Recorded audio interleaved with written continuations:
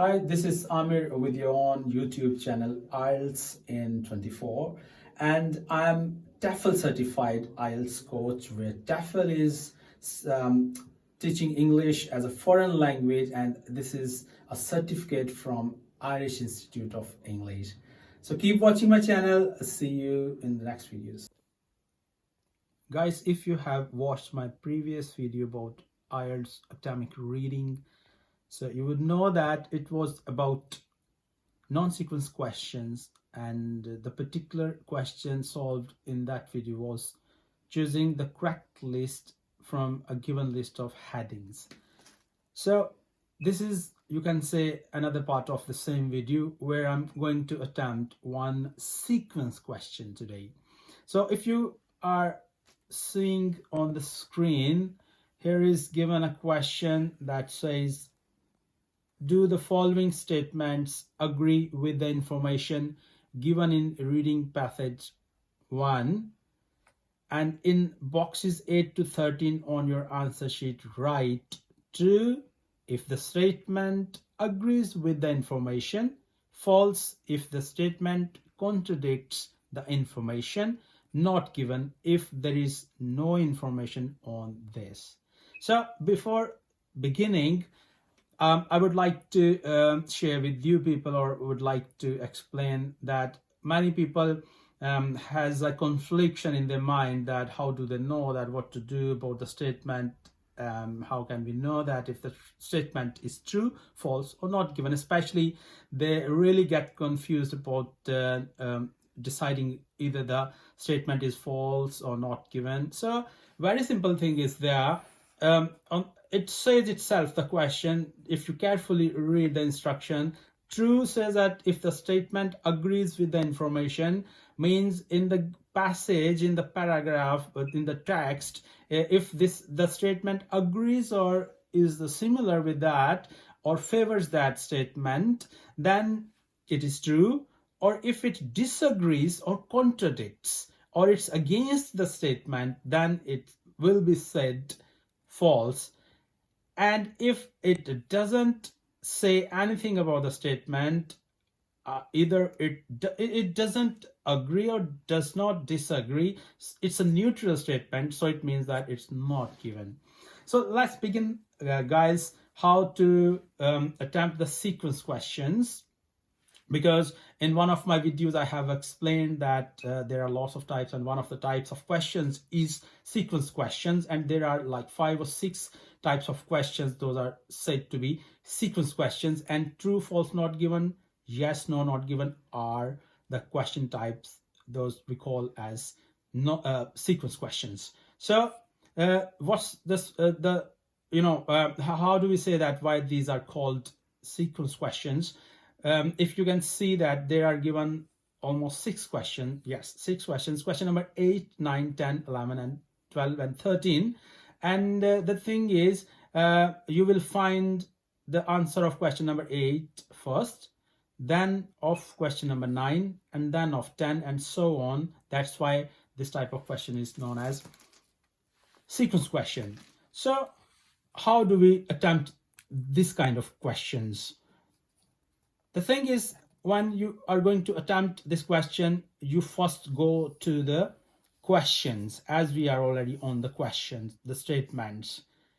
Contrary to the non-sequence questions, if you remember in the last video, I read the paragraph first, then I went back to the question and decided what's the answer. But here, we will read the statement first, and then we will go to the paragraph. How? Let's see statement number 8, that is the first statement of this question, says that Chinese transport system was not suitable for industry in the 18th century.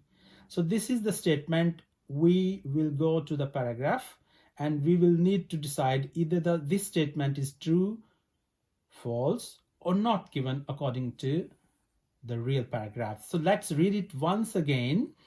China's transport system was not suitable for industry in the 18th century. So we are going to find that what's about China's progress of the transport system in 18th century. What does the paragraph says? So paragraph number 1, or A paragraph, Alan Macfarlane, professor of anthropological science at King's College, Cambridge, has, like other historians, spent decades wrestling with the enigma of the Industrial Revolution. Why did this particular Big Bang, the world-changing birth of industry, happen in Britain, and why did it strike at the end of the 18th century? So this is paragraph number A, where we couldn't find any information about China's transport system. That looks like statement number 1 is not given, but keep in mind, guys, it may happen that it's coming up in the next paragraph, because this is the first paragraph and there are still B paragraph, C, D, E, F, G. So we until are not sure that if the statement number 1 is true, false, or not given, because it may come in B paragraph, okay, but at the moment, according to the text of paragraph A, it looks like it's not given. Just keep in mind, whenever this kind of situation comes, like the information is not found in paragraph A and you have to go for paragraph B, then I suggest reading the next statement, because if it's not given, then of course the next statement is going to become on the next paragraph. So let's read the statement number 9. The statement says tea and beer both helped to prevent dysentery in Britain. So it's about prevention of dysentery in Britain by using tea and beer. So let's go to the paragraph. If it says like that, it means the previous will be not given, and this will be true or false, whatever. So Macfarlane compares the puzzle to a combination lock. There are about 20 different factors and all of them need to be present before the revolution can happen. He says for industry to take off, there needs to be the technology and power to drive factories, large urban populations to provide cheap labor, easy transport to move goods around, and affluent middle class willing to buy mass production objects, a market-driven economy, and a political system that allows this to happen. While this was the case for England, other nations such as Japan, the Netherlands, and France also met some of these criteria but were not industrializing. All these factors must have been necessary but not sufficient to cause the revolution, says Macfarlane. After all, Holland had everything except coal, while China also had many of these factors. Most historians are convinced there are 1 or 2 missing factors that you need to open the lock. So guys, there is not found any of the instance of beer and tea. What's the statement number 9? So it means that the statement is not shown either in A and B. So without wasting time, let's quickly go to the paragraph number C. These missing factors he proposes are to be found in almost every kitchen cupboard. Tea and beer, 2 of the nation's favorite drinks, fueled the revolution. The antiseptic properties of tannin, the active ingredient in tea, and of hops in beer, plus the fact that both are made with boiled water, allowed urban communities to flourish at close quarters without succumbing to waterborne diseases such as dysentery. So you know that statement number 9 talks about that beer and tea, use of both of these ingredients in their daily life, they were able to avoid dysentery. So The same is the case here. It's saying that because the content of that, if you look in this line, the active ingredient in tea and of hops in beer, plus the fact that both are made with boiled water, allowed urban communities to flourish at close quarters without succumbing to waterborne diseases. They didn't catch waterborne diseases, and the example of waterborne diseases is given here, dysentery. So let's see again statement number 9 that says tea and beer both help to prevent dysentery in Britain. It means this statement is agreeing with the statement given in paragraph number C. So it means it is said to be true because it's saying the same. And now we have also confirmed that statement number 8 is a not given because we couldn't find it throughout paragraph A, B, and C, and we have found answer of the statement number 9. So since this is a sequence question, so 8th answer is not given.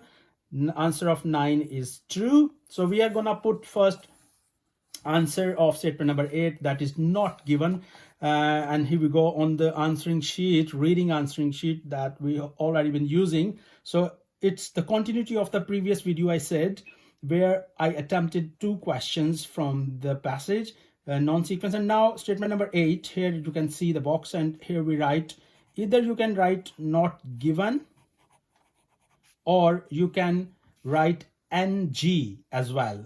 Both are accepted. One of these, you can write one of these, not given or NG. And statement number 9, we know that it's a true statement. So same is the case, either you can write true or you can use only T. So both will be accepted. Same will be the case when you will be doing yes, no, not given. For yes, you can write either yes or Y.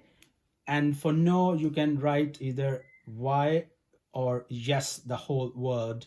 And same for not given and NG as an abbreviation of that. So this is how we attempt a sequence question, not given, or true, false, not given, or yes, no, and not given. So I hope guys you have got the idea how to attempt this kind of questions. Similar will be the case when you will be doing fill in the blanks or filling the gaps or labeling the diagram. You will find the answer in a sequence. Statement number 1 will be answered first, statement number 2 will be answered secondly, and I will try to show you filling the gaps in some other video. And bye until then, and I hope that you have understood the techniques. If you want to give any feedback, just pop into the comments and share your views. Thank you very much. See you next time.